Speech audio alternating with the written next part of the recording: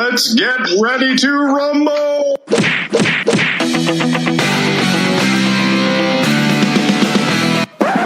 Welcome to Boxing Unwrapped. It's Boxing Unwrapped, the boxing podcast that's bigger than AJ's next opponent. I'm Ryan. I'm Andrew. Are we really though, Ryan? Are we bigger than AJ's next opponent? I don't know, because we don't have our own gravitational field. Welcome to What the F is the Boxing News, our weekly rundown of all the stuff that you need to know from last weekend's fights and all the stuff you need to know for this weekend's fights. Andy, do you want to tell the good people what we've got in store for them? I do. We are going to run over the results from the last week. There were fights on Thursday, Friday, Saturday of last week. We're going to go over all of those. We are going to look at the little bit more truncated fight cards this weekend, although there is obviously the monster blockbuster fight this coming weekend from Vegas. We will, of course, look at what the F went wrong last week. Pretty tidy, Ryan. Pretty tight last week, I think. And there's a fairly reasonable chunk of random news to cover as well. We will, of course, be talking about what grinds our gears, and we'll round off with a little bit of listener corner. Well, let's jump into what the F are the results from last week. Let's do it. So we got to start up with the one that we couldn't really flag because we were actually recording like right before the fight happened. But from sunny Glasgow, Las Vegas, Las Vegas, Cash Farouk, a hotel conference room in Las Vegas, where all the good shit happens. Cash Farouk versus Kyle Williams. Now, if you guys haven't heard of Cash Farouk, he has now retained the British bantamweight title. He's a very hot prospect. Do you know what happens, right? You know these British titles, you know the Lonsdale belt? They are all custom made, okay? So every single one is like individual. And when you retain it, you literally do retain it. You get to keep it once you defend it. Is it 3? I thought it was 3 times. I thought if you win it and keep it twice. Is it twice? I thought it was just once. I thought you just retain it. I think you just have to defend it to retain it. But you get to keep the bad boy. That would be pretty cool because they do look pretty sweet. They've got all like individual paintings on them and shit. They are especially like kind of elaborately designed, aren't they? We could say. Yeah, they are. You know, more than these like WWF style fucking plastic ass WBC belts and shit. Yeah, they're a bit more ornate. But they've got a fucking factory in Panama where they roll those out. It's how We so the chat now is about Farouk fighting Lee McGregor, the other Scottish bantamweight who's the Commonwealth champion and also a highly touted prospect. So McGregor's challenged Farouk immediately, saying, "Oh, let's fight, let's get it on to see the Scottish supremacy." So, but Farouk's and very then highly touted. how long till one of them faces Noya Inoue? Dies at the hands of Noya Inoue. I don't know. Like the thing is, like I couldn't see anybody getting that good. You know, like Cash Farouk looks good, but he's no Noya Inoue. Like, but he's only getting going, Ryan. I mean, don't be you know, give him time. Jeez, give him a minute to enjoy before you're putting him up to get destroyed against like pound for pound great. Give him a minute. Let him bask. Let him bask in the glowy, the sunny glow of a Glasgow conference room. Well, to be fair, like as we discussed the other week, Nassim Ahmed had done his share of like shitty little venues in Scotland. This is it. Okay, moving on. There's the card from California Friday into Saturday with the fight that I bigged up tremendously. Shusuke Sorungvazai versus Juan Francisco Estrada. Now, go on. I think it was definitely lived up to be a good fight. I was slightly disappointed. It wasn't a great fight. No, though, but I was a bit disappointed in the Rungva side that turned up. Because agree. what I didn't understand, he boxed orthodox the entire time, despite winning the first fight from a southpaw. Exactly, and he seemed to be lumbering, like. His movement was so stunted at points and off balance as well, which I thought was odd. I think some of the credit for that should go to Estrada. Like, I think he fought, apart from the last few rounds, I thought he fought very, very well. He fought like a smart fight, and he looked so fluid. His movement was very, very good, and he kept the fight at distance as he wished. And he gave Rungvisai like a major headaches. And he gets back his lineal title that he lost from Rungvisai. Yeah, of course. But interestingly enough, as we record, it has not yet been updated on the Transnational Boxing Rankings Board page because they don't do it until a Wednesday, do they? Or Thursday. I think, Wednesday. Thursday, yeah. The scorecards, the two of the cards were 115, 113, but I thought it was wider than that. Like, there was one of the cards was 116, 112. I thought it was at least that wide. Rungvisai came back into it in the latter stages. Estrada started standing and brawling with him a bit, and then asked why he was doing it when he was winning. He's like, "'Cause I'm Mexican," which is brilliant. Oh, that's so good! Like, it's just like, what do you expect? So good, fucking Mexican.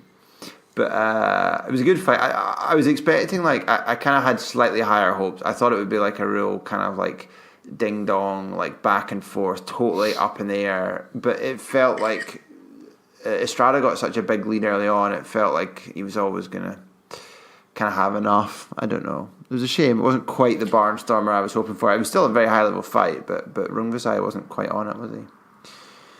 Do you think, though, for Rungvisai, because there has been layoffs between his fights, he suffered from a bit of ring rust, is what I'm trying to say? I don't know. Possibly. There was your boy Caldwell said in the commentary that he said Rungvisai is now kind of old for the weight. He wondered whether or not Father Time has caught up with him in terms of like the debilitating effects of trying to make weight. So I think he's a couple of years older than Estrada. So maybe that was a part of it. I don't know. Could have been either. But he didn't look to be at his sparkling best. Also on the card, I thought was an incredibly entertaining fight. Daniel Roman versus TJ Doheny. Oh, yeah. What a fight this was. And if you haven't watched it, it's on YouTube. Like, so go back and watch it. I mean, my God. Very high level, very competitive. It was just great, actually. I really enjoyed it. Split decision for Roman. So it was to be honest, you probably could have called it both ways, I think. It was he just seemed to possibly do a little bit more, but it was like all of the guts and all of the heart was there, was it, from both fighters? They were just like they put it all on the line, did they? It was like this was a ding dong fight. Like it was it was a whole bunch of fun. So yeah, I think that was a more exciting fight as it transpired. Yeah, very nice. Vargas versus Soto. 6-round stoppage for Vargas. I don't think he ever looked in trouble. No, it was kind of like it was sort of like a kind of cagey ish performance, and then just Soto's getting on. I think he's getting on a bit these days. And that's that. Should we talk about Saturday night? That's that. Oh boy, let's talk about Saturday night. World Boxing Super Series from Lafayette, Louisiana. Rougarou, as his nickname. Rougarou, Regis Prograis. Rougarou. Oh man, he looks good, right? I think he's looking a little bit too good. I'm a bit worried for Josh Taylor. Like, so I think there's a couple of things worth bearing in mind. One is that the boy Relic that he beat is according to our friends at the Transnational Boxing Ranking Board, he's the 4th ranked super lightweight in the world, and Prograis stopped him in 6th, completely dominated him, dropped him early, and stopped him in the 6th, and he made him look like he was levels and levels below. And this is not like a journeyman. This is not like a top 10 fighter. This is like a belt holder. This is the number 4 ranked guy in the division. And he looked like he was nowhere near Prograis' level. No, not at all. I thought Prograis looked frighteningly good. I don't know if I'm maybe I'm missing something, or I'm not seeing it as clearly as some other people would see it. But I think he looks like an absolutely, almost like flawless fighter. He looked incredible, I thought, in that fight. Yeah. And I think as well, he has in his wheelhouse the ability to go up a weight class as well. I don't think he would struggle going up a weight class. I don't know. I wondered that. He looks kind of. I looked at his height. I think he's 5'8", so he's not very tall for the division. For the division, I don't know what his kind of how his frame would take it. But I would say, I don't know. I would be on the basis of how good he looked there, and I think there were some question marks about Relic and how he made the weight and stuff like that. But on the basis of that performance, I would be very, very nervous for Taylor if he gets through, because Prograis looked. I thought Prograis looked unbelievable in that fight. I think he just looks like just an absolute world beater, and it's just because he's not like got loads of belts and loads of different weights, or else you'd be putting him in pound for pound list. He said at the end of the fight, "Put me in the fucking pound for pound list. I'm fucking destroying these boys." Like, that's what he said, and it's hard to argue with it. I thought he looked phenomenal. Yeah. There was one point, and Relic was game as well. It wasn't like Relic was just like standing there making him look good. Relic was trying everything, and he was trying to bomb forward. There was one point, Prograis was like trapped in a corner, and he just did like kind of Matrix shit. He just like popped out on the other side, completely untouched, with his hands down. And I'm like, how the fuck did he just do that? I know. He did look. He had such good movement. His movement, his head movement as well. Yeah, he looked incredible. That's a lesson in, like, if you're keeping your hands low, how to not get hit and do what he does. Yeah. Josh Kelly needs to watch him. Yeah, watch some. If you want to model your style like super flashy, model it on Prograis. That's like, wow. I thought that was like a phenomenal. Anyway, I'll stop raving about him, but I would be worried for his opponent in the next one, because he just looks so good. Well, now we can talk about Donaire versus late replacement Stefan Young. He dominated Young, knocked him out in 6. Great knockout. Bro. But I kind of wonder, though, will Donaire, from having this easy route to the final, will it do him any good? Because he obviously won't have as many miles on the clock, and he won't have been tested that much. But when you're coming up against like a pound for pound, like great against Noyanue, is he not going to know what fucking hit him when he steps in the ring? Like, will it look like a levels fight? Because it kind of will be. You've got this kind of like guy who's like managed to slip through the tournament and then end up in the final.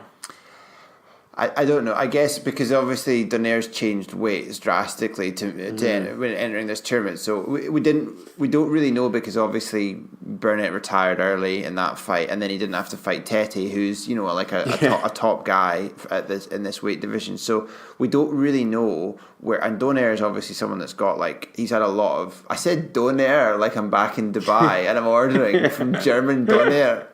I went Donaire and waffle. I went Donaire, right? No, Nito Donaire, right? Sorry.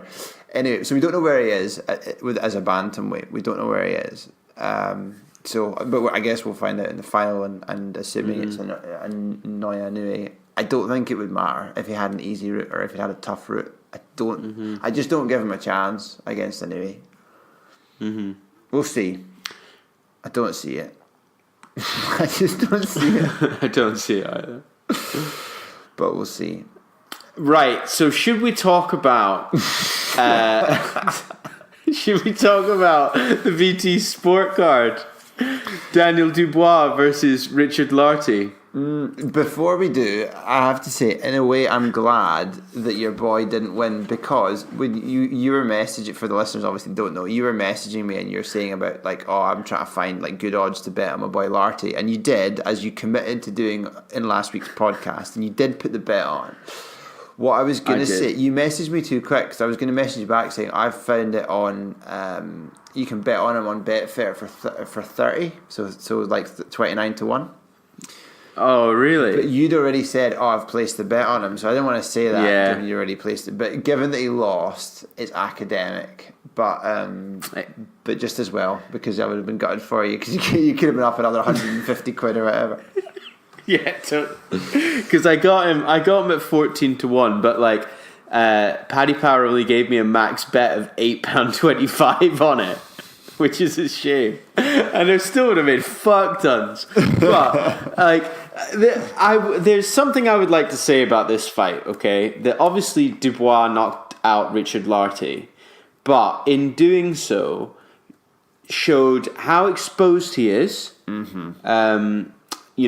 Showed that actually he loses his cool, he rushes his work, he is too open to shipping punishment. And if I were Joe Joyce, I would have been sitting in that crowd going, whoa, this is going to be fucking easy work for me, because all I need to do is keep him at a bit of distance and get him frustrated, and then I can just pop him. Yeah, Dubois was quite kind of philosophical when he got interviewed afterwards, and he almost looked kind of like repentant. You know, he's kind of like, I did bad. I didn't do a good fight. I did a really bad fight. I was really silly. So I don't know whether he'll like take away a lot of learning from that. But yeah, I totally agree with you in terms of actually how the fight went. Like he just kind of like lost his head, did he? And he just went, I'm just going to brawl. And there were points, it was in the third round, and I was like, you know what? You know, your kind of confidence in Lahti, your blind confidence, like literally blind confidence, you fuck all about him, was maybe you weren't, it looked like you might have been right almost. It looked like actually, how that round went, like he could have got, like he got clipped and he took it reasonably well, but you wouldn't have been like completely surprised if he'd got at least knocked down, because he was so open to being hit. He was all over the place. Exactly. And like I was watching that third round, I was like, fucking hell, come on, my boy. Right? I was like, he's going for this. And then he left himself a little bit open and just got caught. And I would argue that I think the ref was a bit quick to stop it. I would have given Lahti a little bit time to recover, because he didn't really give him a chance to, or even ask him whether or not he was okay to continue. It's true. Because he was up. But the ref waved off the fight, and I think actually maybe slightly prematurely to Dubois' advantage. Also to Paddy Power's advantage. Yeah, to Paddy Power's advantage. They didn't need to cap it. They shouldn't have capped your bet. Just shot themselves. But I'm kind of glad that they did, actually, because I would have put 20 quid on it. Would you really put 20 quid on it blind? I probably would, based on the research we've done. Yes. Would you stop involving me in this? I don't know. I rarely bet, but when I see a gap like that, I thought, fuck it, yeah. There's a chance here.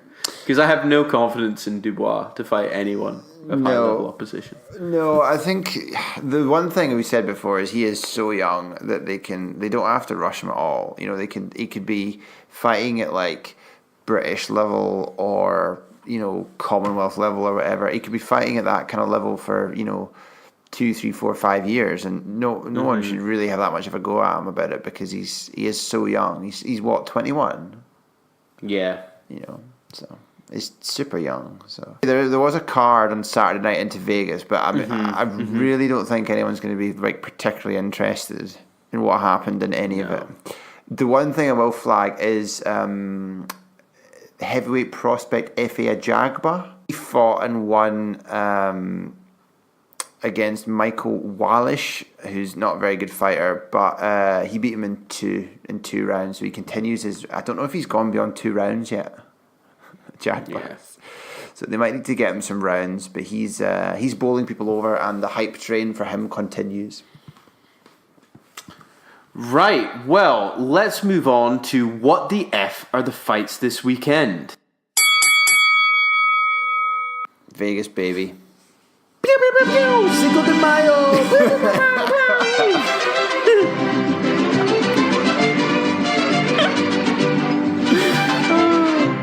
Canelo tainted please beat be yourself Alvarez. about that one, are you? I very much am. Yeah, so Saul tainted me. Canelo comes back against Jacobs.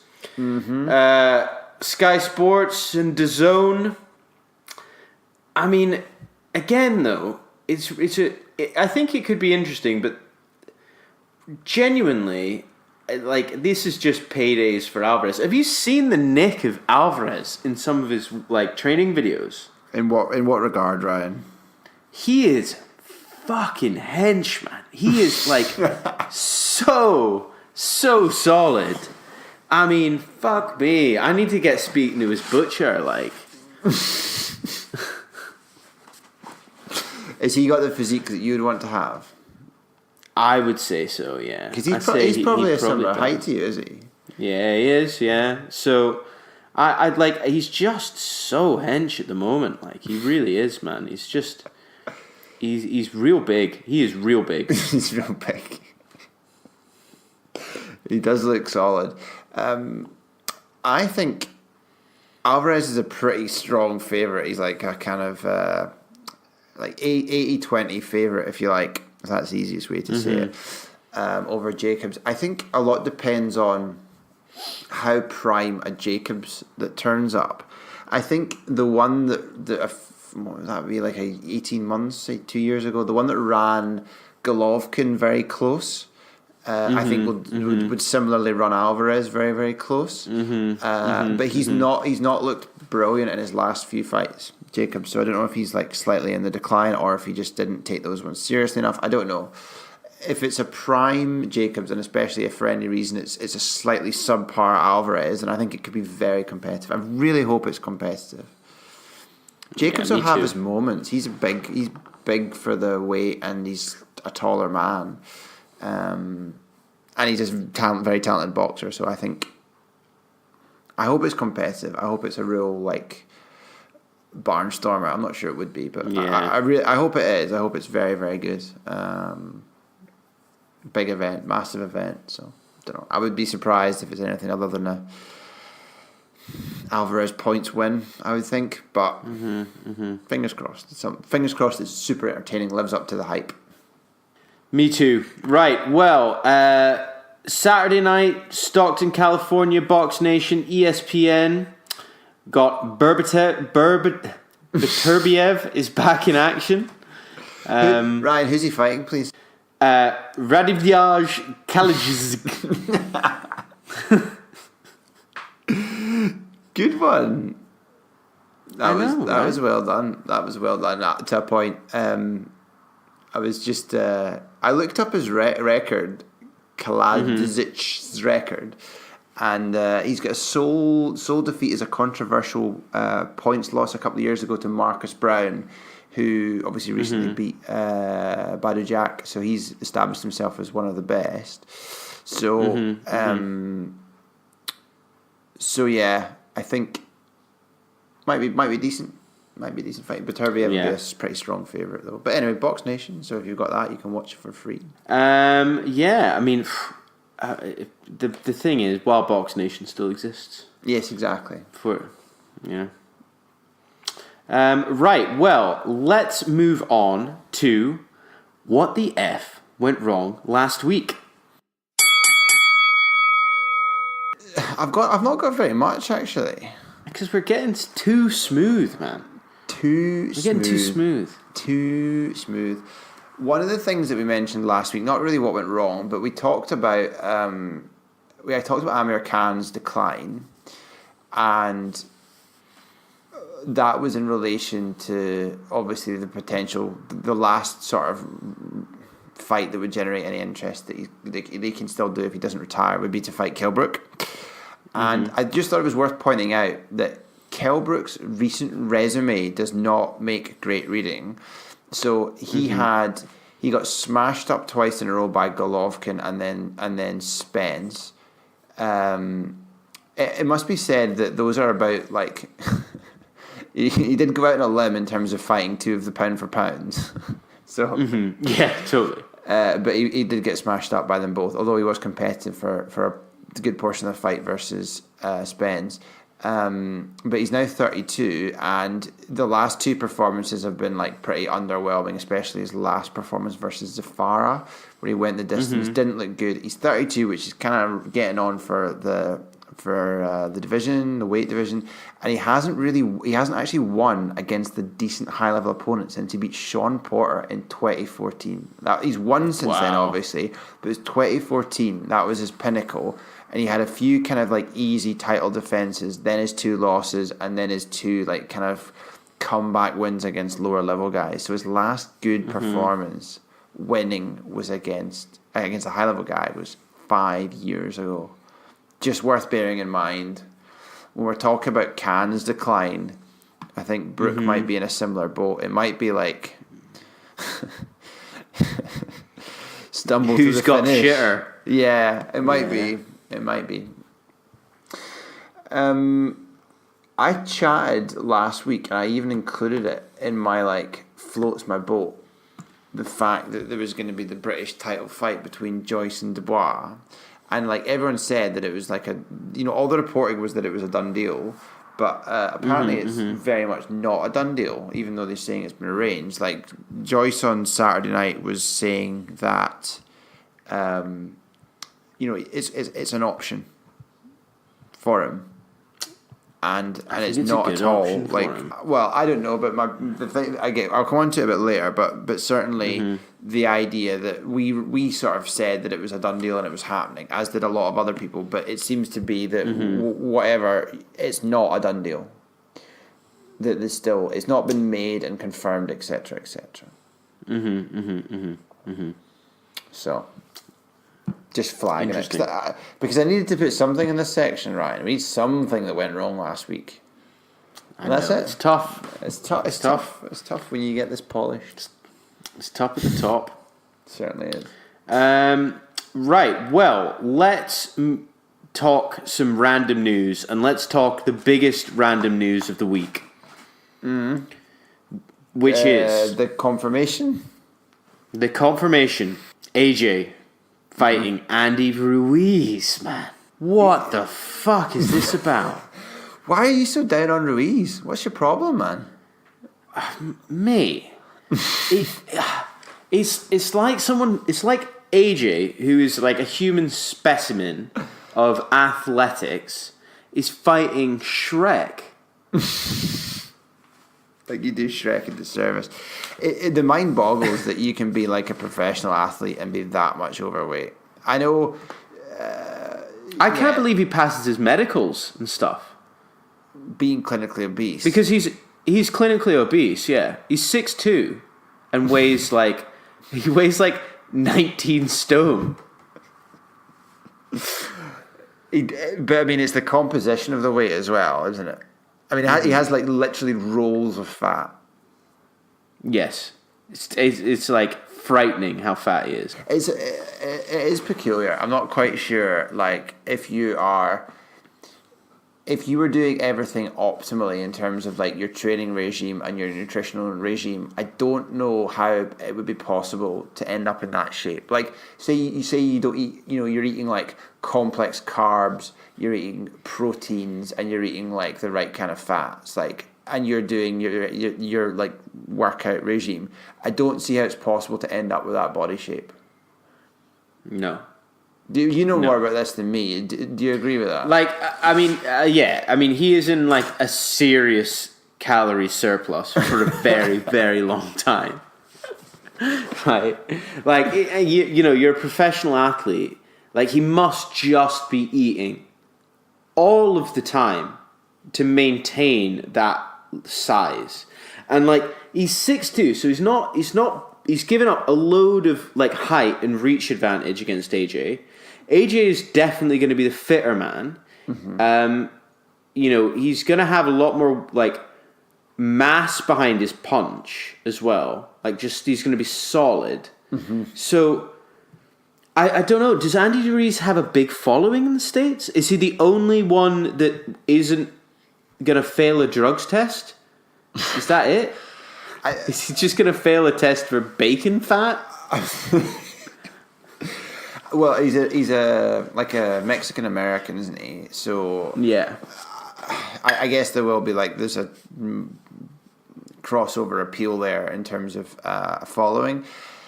I mean, there were a few comments on the Facebook group which I think are really valid, and I'm inclined to agree. I think I've not rewatched it recently, but certainly I remember watching it at the time, the fight versus Parker where he lost. I think quite a lot of people, and I think seem to remember myself included, thought that he actually had done enough to win that, albeit it was very, very close. So he is a reasonably high level fighter.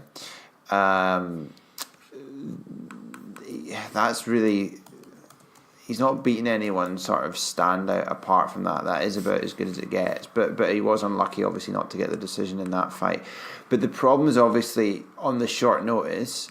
Then who would you have instead? I definitely don't think he's. I think in terms of just the quality of the fighter, I think Kaunaki's probably better than him. I think Ortiz definitely would, even at 57 years old, I think Ortiz is a better fighter than him. But I think he's better than Char. He's possibly, because of his size, possibly is he more dangerous than like a Michael Hunter? Possibly. Although I really don't see him giving Joshua any problems. But I don't think they were going to get a replacement, bar possibly Ortiz. I don't think there was anyone who was going to give him really much of a headache. Could be proven totally wrong. But, I mean, at 6'2", and with the mobility that he'll have, although he does have fast hands, I can't see him getting in a position where he can do a lot of work.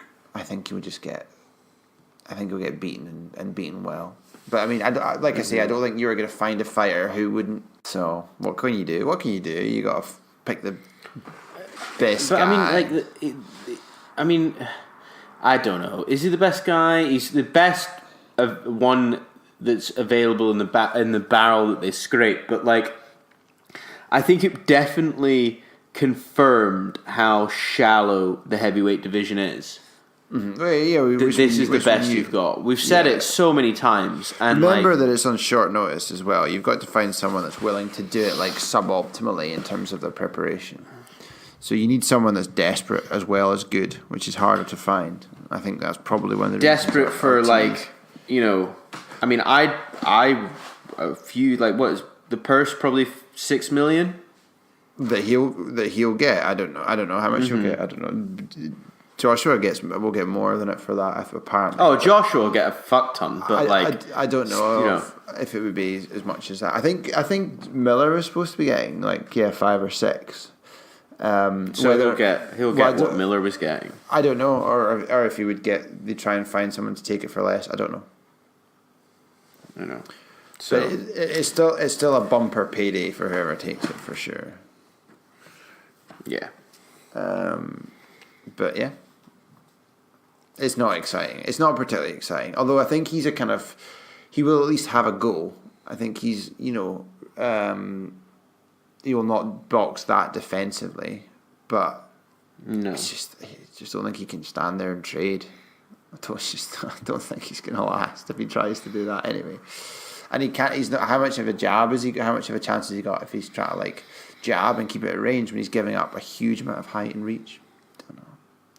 Seems a tall order, Ryan. It does indeed, man. It really does. It really does. Some more random news. More random news, yes. This should have probably gone on what the F went wrong. Continuation from last week. I said about who could Crawford fight next, because you've got Porter and Spence and Pacquiao and Thurman all wrapped up for the next however many months. Danny Garcia, I said, was maybe the best of the rest. The other person to mention is Yordenis Ugas, who a lot of people thought was unlucky to lose to Porter. So he might be another. Like option.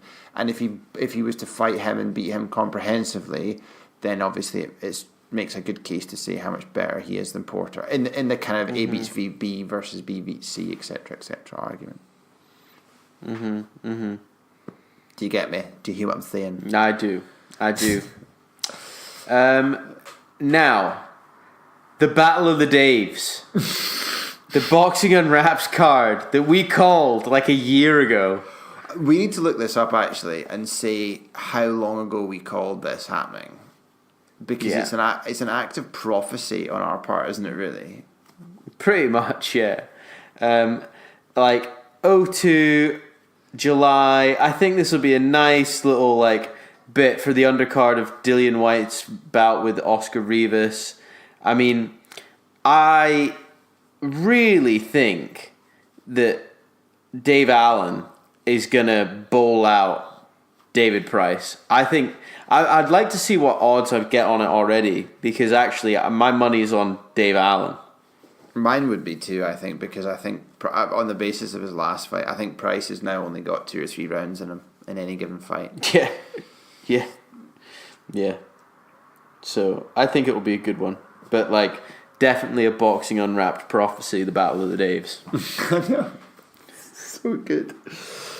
So often, so right, Ryan. What can we do? I know. I'm not super excited about the headliner. Oscar Rivas has got an unbeaten record, but he's a small-ish heavyweight, and his notable win is a kind of faded Bryant Jennings, who's a world title challenger back in the day, but he beat him reasonably recently, and I think that's about as good as it gets. I don't think he's great shakes. We'll see. I'll maybe watch some footage of him, but we'll see who else they put. I guess they'll probably stack the undercard because it's another pay-per-view, and it's even harder sell because it's not a known person that Whyte's fighting to any.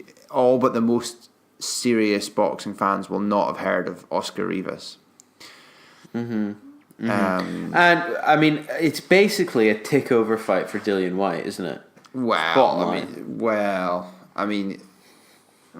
He's bigging the boy up. He's saying, "Oh, this is the most dangerous." But what have we said? What have we said? What happens when you big up your opponent? What does it mean? It means they're poop. Yep. Absolutely, man. You heard it here Absolutely. first. So, yeah, I don't know if takeover is slightly unfair. It's not like a gimme, but he will be a very heavy favorite to win that. But we'll see what else is on the card. But I don't know. We'll see what Whyte's like star appeal is like for it to be a pay-per-view. Although I reckon a lot of people would buy it, at least in part because of the Battle of the Daves. Yeah, exactly. I think people will watch it because of the Battle of the Daves. That's the real draw. So the super casual kind of like really like half cut by the time it starts fans will be like, go on the Daves. Yeah, totally. I heard about this on Boxing Unwrapped. Oh dear. Christ, they'll be in trouble if they're relying on our listenership for pay-per-view buys. I think it could be slow business for her. Yeah. Cool. Anything else in random news? Devin Haney, the hot prospect, signed for the Zone. Oh, cool. So they've got all the money. They've got all the money, and they're trying to get all the fighters. And we just mentioned them, but Dillian Whyte says that Usyk won't do well at heavyweight. He keeps having a go at Usyk. I don't know what's wrong with him. Leave him alone, man. He wants a fight with him. I think you should be careful what he wishes for.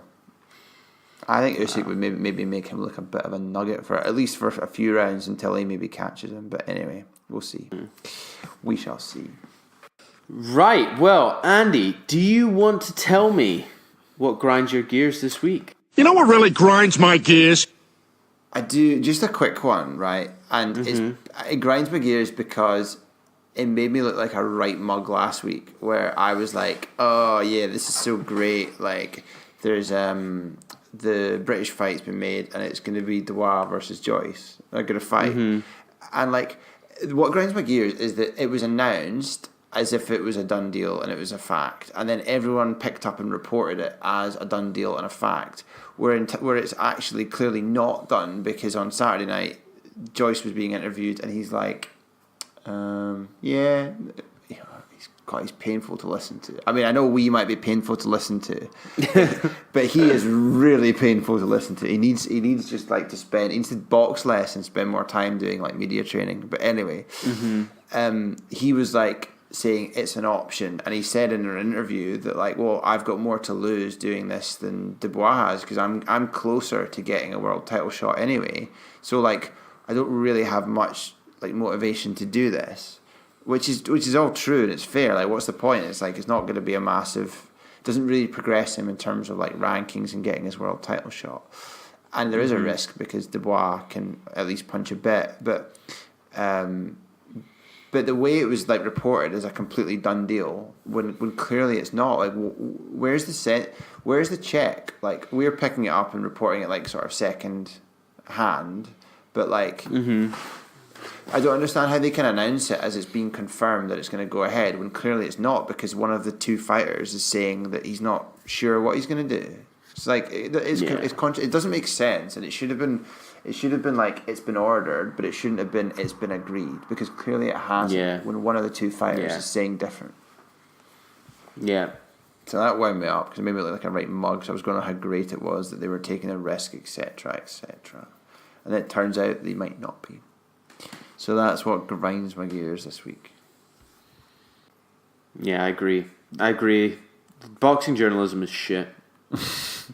yeah, we're part of that. We're the new school. We're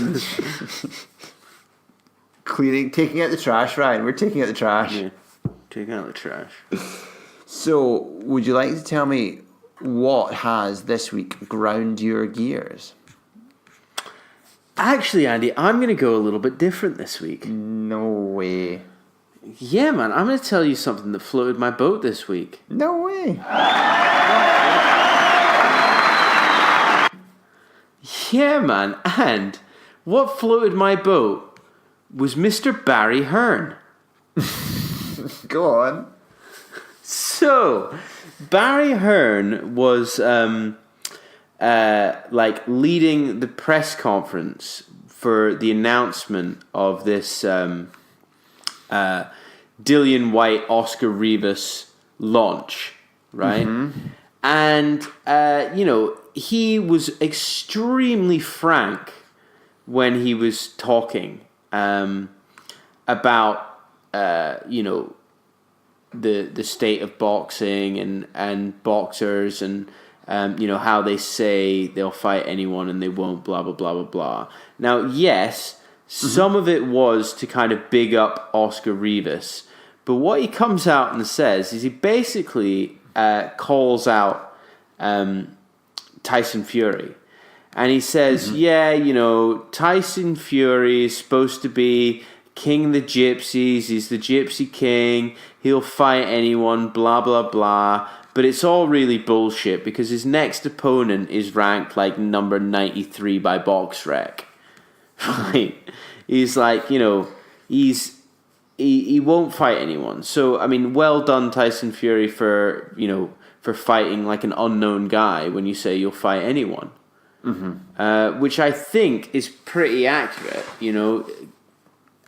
You've got now Tyson Fury and Deontay Wilder not fighting either each other or high-level opponents, which is kind of fucked up the heavyweight division's way, because there's three fighters that all need to fight each other to kind of sort all this shit out, and what they're doing is dicking about fucking unknown sorry, not fucking unknown guys, fighting unknown guys. And I think actually for someone in boxing, it's going to go on forever. Apparently, from what I've been reading, Deontay Wilder has got his next 3 fights laid out already, and none of them are AJ. He's fighting Brazil. Then he's fighting his rematch with Tyson Fury, and then he's fighting Adam Kaunaki. Oh, really? Yeah. You know? So, fuck knows. I don't know. Yeah, it's a bit of a mess. No, that's interesting. I've not listened to that. I saw like a snippet of the presser, but I didn't see the full thing. But I heard he was on rare form. Was Big Bad Barry? He was on rare form. Although, like, Tyson Fury came back and he was like, "Oh well, you've got wrong information about Tom Schwartz because he's ranked number 2 in the WBO and top 10 in IBF." But it's like, well, actually, he's still not fucking, like, you know, top 10 in the world, is he? Exactly. He's not top 10 in the... Yeah. So Tyson he's not... Fury needs to listen to our podcast for some clarity on what it means to be ranked by... You know, if you can be dead and still ranked by a governing body, you don't need to be, you know, a great fighter to be... It doesn't mean very much to be ranked number 2 by a particular body necessarily. As in the case of him, this is as in the case of Schwartz, is the perfect example where I don't think anyone would put him in their top 10 fighters. No one thinks he's a top 10 fighter. Top 10 fighters of people you've never heard of. Basically. Not even top 10 German fighters. Jesus Christ. Yeah. So, anyway, we will wrap up there. Guys, just a little reminder, please, if you could go on to BritishPodcastAwards.com, and at the top there's a little tab that says vote, and if you could search for Boxing Unwrapped and give us a vote in the Listener's Choice Awards, we would really appreciate it.